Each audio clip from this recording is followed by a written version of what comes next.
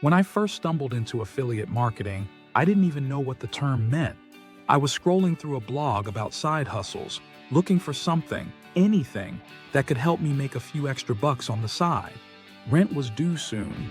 My full-time job was draining, and the thought of building something of my own, something that could eventually earn money while I slept, felt like a dream worth chasing. I didn't have connections. I didn't have a coach. I had a library card, a used laptop, and more stubborn curiosity than common sense. Everyone in the space seemed to talk about hiring a coach, attending live events, going to masterminds, joining expensive groups. And I mean, good for them, but for me, it was never an option. I couldn't afford a $1,000 mentorship or travel cross-country for a 2-day seminar. I couldn't even justify a $200 course at first. So I started small. I bought a couple of books on affiliate marketing from Amazon.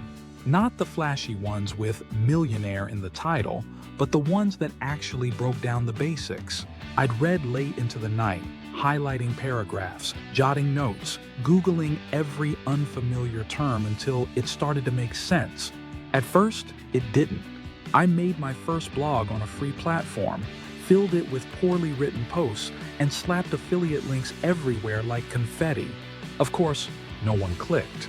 I thought affiliate marketing was about plugging links and hoping for a miracle, but it didn't take long to learn that trust mattered more than tactics. People don't click on a link just because it's there. They click because they believe you. And building that belief takes time. I started over, this time with a focus on value. I bought a low-ticket course, $47 if I remember right, and it changed everything. It didn't teach me some magic hack, but it showed me how to think like a marketer, how to understand my audience, how to match the right product to the right problem, how to write with intention. From there, I became addicted to learning. I set aside part of my paycheck every month for another course or ebook, something to help me level up piece by piece. Some were worth it. Others were hot garbage. But each one taught me something, even if it was just what not to do. Most of my breakthroughs came from experimentation. I treated my blog like a lab. I tested headlines. I changed layouts. I rewrote reviews 3 times over. I tracked clicks, watched analytics, tried new traffic sources. I failed constantly, but each failure was like a breadcrumb leading me somewhere better. I didn't have anyone to turn to when things went wrong. No coach to message, no group chat of peers.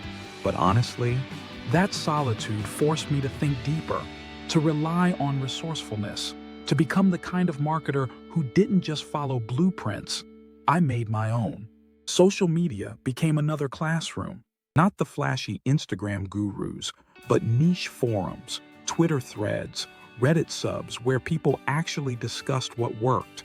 I'd lurk, read, sometimes ask questions. Slowly, I started piecing it all together. My writing got better. My content started ranking. Traffic trickled in. One day, I opened my email and saw a commission notification. It was only a few bucks, but I stared at that email like it was a winning lottery ticket. Not because of the money, but because it worked. Something I built, wrote, and shared actually worked. Over time, those tiny wins added up. I learned how to choose better affiliate programs. I got smarter about SEO, better at email marketing, more thoughtful about the user journey. There was no overnight explosion, just gradual momentum, the kind that builds when you refuse to give up.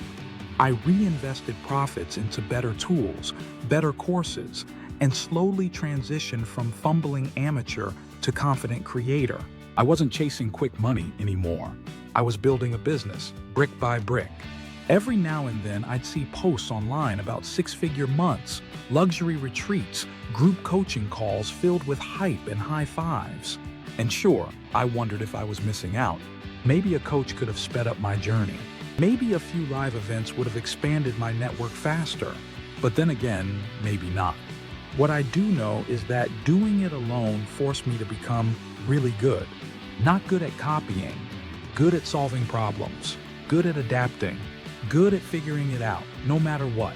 Today, when people ask me how I got into affiliate marketing, They expect a story about a mentor or a mastermind or some high-ticket boot camp, but that's not what happened. I just got curious. I got obsessed. I treated every failure like a lesson and every small win like proof I was on the right track. I didn't have a coach. I didn't go to events, but I read, I tested, I stayed up late. I believed I could figure it out, and I did. Affiliate marketing is a long game, and the best part is you don't need anyone's permission to start. You don't need a coach or a conference or a $2,000 course. You need time, grit, and a hunger to learn. Everything else? You can find it. Books, courses, blogs, podcasts, some free, some not, all available. The information is out there. The only question is what you'll do with it.